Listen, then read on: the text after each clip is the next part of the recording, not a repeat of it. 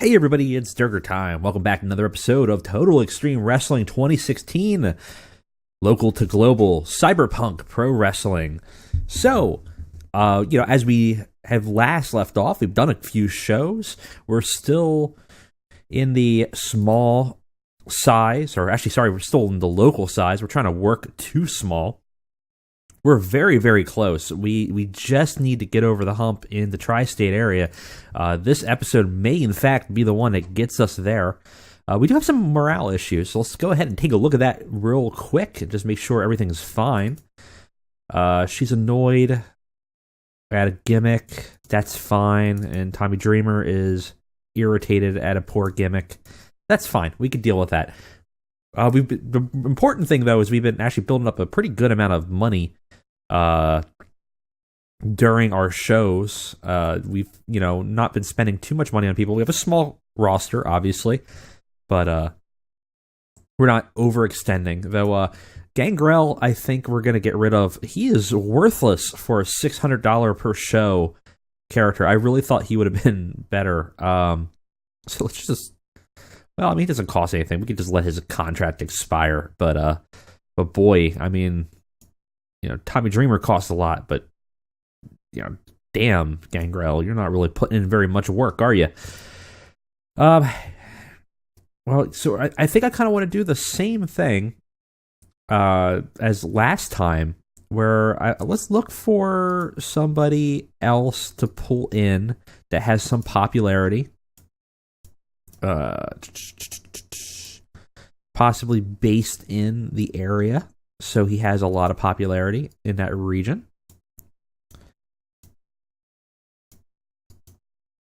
And let's say at exactly like a regional level. There we go. So here's all some people that we should probably pick people who we can hire. Okay.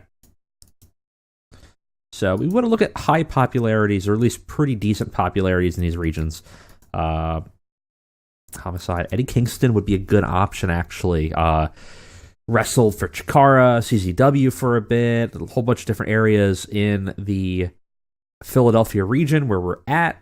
And of course, obviously he's got a bit of a bump with that 30 tri-state. Would not be a bad option. Let's take a look and see how much he costs. That's not a bad pick. Good wrestler, too.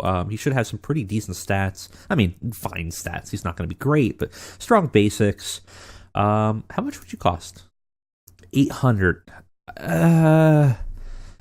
Now, we are a good negotiator, though, so let's see how low we can get this. And let's say I can get a 6-month contract out of you.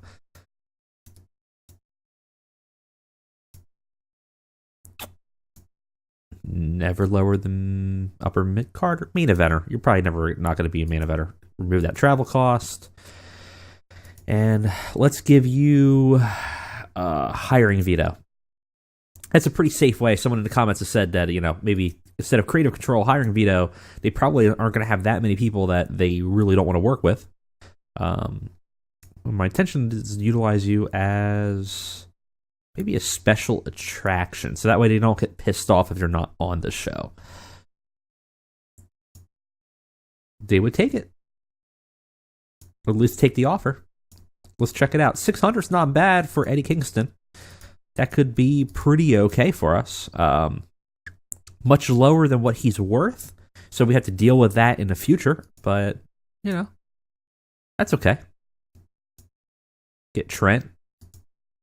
Also costs a little too much, though. I don't think his popularity is as high. I think Eddie Kingston's probably the better get for our region this time. And the general idea of what we're trying to do is, use the star power to kind of boost up the popularity of the show, bring some people in the seats. It's very similar to what you would do if you were really booking it. You've probably seen, actually, outside the region I have, there's a very, very, very small wrestling promotion called, I think, Battleground Championship Wrestling, and literally they just put flyers out, and they put posters out there like, hey, you want to go see a wrestling event? And it's always like, hey, check it out, we got Hornswoggle and Jack Swagger here this week. You know, you're using the name value to try to boost up an otherwise very small, uninteresting card.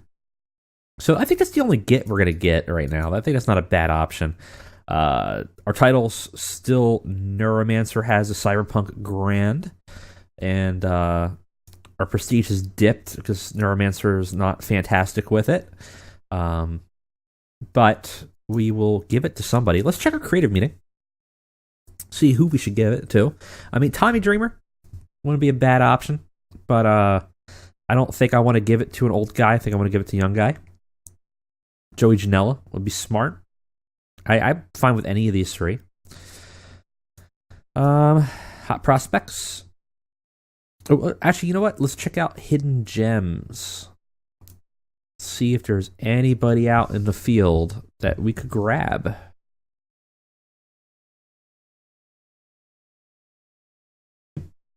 A lot of these guys are going to be a little too much for us. I don't think Eli Drake is going to be cheap. Yeah, 1,200. That's way out of our ballpark.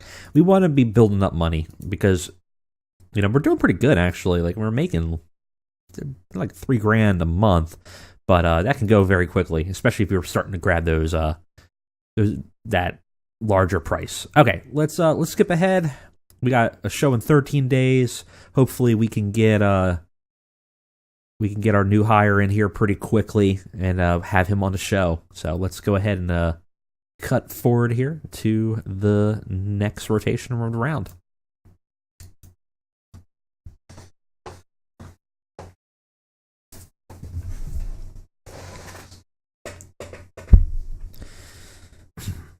All right, looks like we've been auto-stopped here, probably, hopefully, for contract negotiation with Eddie. And certainly looks like the case. He will take the 600, and we will put him right into the main event scene as a heel. And let's go ahead and complete that contract. I bet, no shade to Eddie Kingston, but I bet you if I did a medical exam, some stuff would turn up. But we're not going to worry about that right now. I'm not going to pay like $3,000 for a medical exam. I'm just going to hope he doesn't show up drunk or stoned or crazy. I think that'll be fine. We do have a couple storylines. We might want to add an extra one. We do have Joey Janela going after Neuromancer, and it's not doing great. So we might want to add, we probably should add, I think Eddie Kingston would be a good person to just add right to that, into the main event scene. That might not be a bad person to have for our first change for the belt. Well, we'll see. We can do some other stuff too. Could be interesting. All right, let's go ahead and skip ahead again.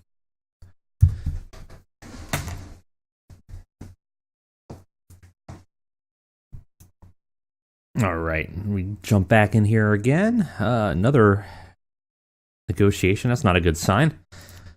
It looks like it's a pay raise request from Janela. Yeah, 300 is a lot lower than you're worth. Let's not piss him off. Let's give him like a 75% raise. He's going to cost a little bit more now, and that's unfortunate, but we'll live with it. We still got to skip ahead here again. Almost there. Hopefully nobody else wants more money in the meantime. Boy, we're getting a lot of stuff here. Let's see. Another pay raise request. Matt Riddle is upset what he's being paid. Let's see if we can get away with 50%. He's annoyed. We'll deal with him later. Now, what's going on over here? Okay. Oh, interesting.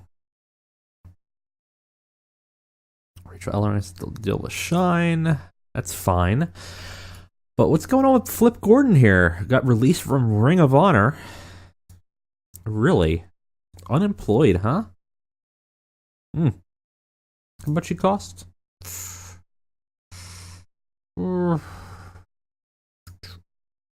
450 is still a little high. We'll keep an eye on him, but I don't know. I'm not sure if I want to spend that much money right now. Dreamer's contract's ending, so we might want to renegotiate. I do like having Dreamer on here. Gangrel's contract ending means nothing to me, so that's fine. Can we get Dreamer a little bit lower? Is the question. Currently makes $12.80 a show. That's pretty much bare minimum for him, I think. In fact, he's going to want a little bit more next time.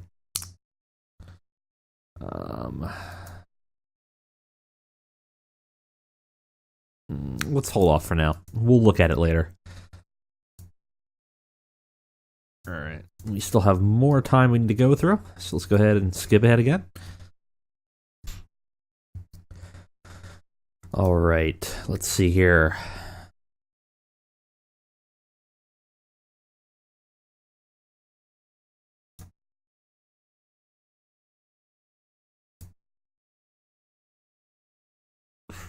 Regional battle, we are last in the tri-state area.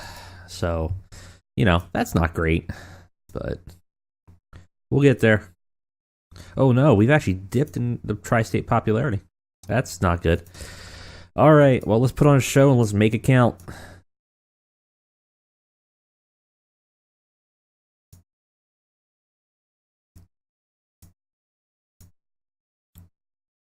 So we're going to do a generic venue. We had 117 fans last time. We're going to have 123, hopefully, this time. And nothing notable in our backstage. Still 65, which is not bad. Let's medal. Let's see if we can get I don't know, Kimberly and Brian Pillman to have a friendship. Nope. That's fine. All right, let's book this show, and let's see if we can get back and finally get ourselves to a small size. All right, guys, we are back for our November episode of Cyberpunk Pro Wrestling, and hopefully this is the one that we can get some progress on our track here, and really want to get on to a small wrestling promotion, the local backyard fed. We're sick of it already. Let's go ahead and let's move up. Maybe this will be the show that does it for us. Let's go ahead and take a look at it. So we start off with debuting Eddie Kingston. Of course, he does debut, and he calls out Neuromancer right away, basically saying that this is his area, tri-state areas where he's been born and raised, where he's grown up, and that if there's a belt that is prestigious in this area, as the Cyberpunk Pro Wrestling belt now is, that he deserves it. He challenges Neuromancer. Neuromancer, being the fighting champion, gladly accepts, and later tonight they will, of course, have a match in the main event. So he got an average gimmick debut. Not much to say about it, looks like. That's fine. E is not bad for us. At least not for where we're at. We have a little warm-up match, just to try to get some people on the show. We have Ace Austin and Zaira Schreiber versus Rachel Ellering and Stella Gray. It's a decent reaction to crowd, subpar wrestling, which is kind of to be expected, to be honest. Ace Austin and Zara defeat Rachel Ellering. And Stella Gray in 7 minutes. Ace Austin takes the win and defeats and pins Stella Gray. We kind of protect Rachel a little bit, but Ace Austin, we needed to give him some momentum, especially if he's going to be a mid-card heel. Vocal crowd seemed particularly not thrilled about seeing him wrestle, though, so maybe we want to change our minds on that. So Rachel Ellering and Stella Gray also have horrible tag team work. That's another thing. I do want to look at the tag teams, because when we move to small, we're going to have some tag team wrestling. They're going to have 2 belts. We're going to have our main wrestling belt, and of course, we're going to have our tag team belt. I think that'll have a nice little diversity and split up the mid card versus the main event. We don't want everyone chasing the same belt, but I don't really think having like a mid card belt makes sense right now, especially at such a small stage. There's an E-, not great. Nobody really improved. I mean, they were fine. They were did what they were going to do, I guess. Well, let's move on to the next segment. We got Brian Pillman versus Gangrel in a match Gangrel was very upset with, but screw it, it's his last month in the contract. So, had decent reaction to crowds, subpar wrestling. Brian Pillman defeats Gangrel in 5 minutes by pinfall after absolutely dominating the match. Pillman seemed off his game. Did get the crowd hotter, though. And, moved on. Gangrel was very, very upset about this match, though. Didn't do great. I'm kind of upset that Pillman was off his game there. Afterwards, they have a good sign of respect, and Gangrel shakes his hand and just says, "Hey, yeah, you did it. You beat me." Doesn't do very much at all. 5 F+. Jeez. Boy. Kind of, I guess Gangrel's overness is almost non-existent, apparently. Well, we have a regular exhibition match with Brittany Blake versus Kimberly, in which Kimberly defeats Brittany Blake in 11 minutes by pinfall with a Yoshi Tonic. Kimberly's doing pretty good. Actually, she's probably one of our better wrestlers. Got the crowd hotter. Oh no! Brittany Blake sustained a broken tibia. Ouch. That sucks. That's no good at all. Also, we have Eddie doing some road agenting for us for now. Ouch, that is not good.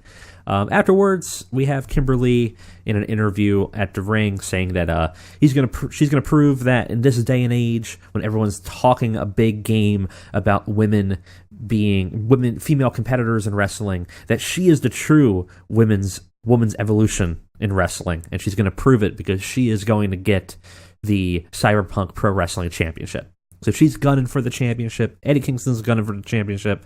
Joey Janela's gunning for the championship. Everyone's gunning for the championship. This does really well. Look at that C. Not bad. There you go. I should put you in more segments. But I've always been a big fan of Kimberly. I always thought that she never got a fair shake when she went to NXT. It was crazy to me. You have your first Chikara intergendered champion, and you're talking a big game, you're doing the Mae Young Classic, and you have this person who won a belt that has been held by both men and women, and is generally considered a good wrestler and a good intergendered wrestler, and you're just like, whatever, we're just going to put her on a couple of shows and have her job out in the first round, whatever. It's just a shame. Ain't right, I say. Maybe we'll change that in Cyberpunk. So, let's move on to the next segment. She did a little bit worse than I thought there. Joey Janela versus Matt Riddle in Matt Riddle's little match of horrors, a submissions-only match. He does get a submission with a bro mission and defeats Joey Janela. And Joey Janela's first loss, I believe. Well, second loss, because I think he lost to Neuromancer. Joey had a 39. Matt had a 28. Joey's a little bit better of a wrestler. Matt Riddle also, though, seemed off his game, so that would have been a little bit higher. A lot of people off their game this night. We got to look at that. He's improving his performance skills, though, which is good. And then finally, in the main event, Eddie Kingston versus Neuromancer. Eddie Kingston ends the reign of the Neuromancer and defeats him in 14 minutes when Eddie Kingston beat him up so badly that the referee had to stop the match. Eddie Kingston just started swinging fist after fist after fist on a grounded Neuromancer to the point where his mask got broken, his face got bloodied, and through stoppage, Eddie Kingston became the Cyberpunk Grand Champion. That's 43 for main event. That's fine. Neuromancer sustained a hyperextended elbow, unfortunately, so he's a little bit injured. Both were visibly tiring. Did get the crowd buzzing, though. Eddie Kingston had a 43. Neuromancer had a 36. And Neuromancer's reign as champion has ended. So some injuries there, which is unfortunate. It did increase our popularity. No penalties for storylines. 41's actually not horrible. Let's make a speech, though. We got to talk about some of the off the game. Brian Pillman. I don't want to criticize him, but let's just give him some encouragement. Who else was Matt Riddle? Give some encouragement, and we'll We'll boost up Kimberly. Actually, we'll boost up Joey Janela because he just took a loss. Compliment for a good performance. There you go. Everyone seems pleased. We don't want to make any enemies right now, especially for just being off their game. Though if it's a consistent issue, we'll have to look at it. All right, let's take a look at what we got. In our mail, we do have Brittany Blake, and Neuromancer injured. We'll have to take a look. I don't know if they're going to be able to work through it or what. Let's go to medical. 2 months out. Ouch, that sucks. 6 days for Neuromancer, which is fine. I think we're going to move Neuromancer to more of a road agent role. In fact, let's move that on now.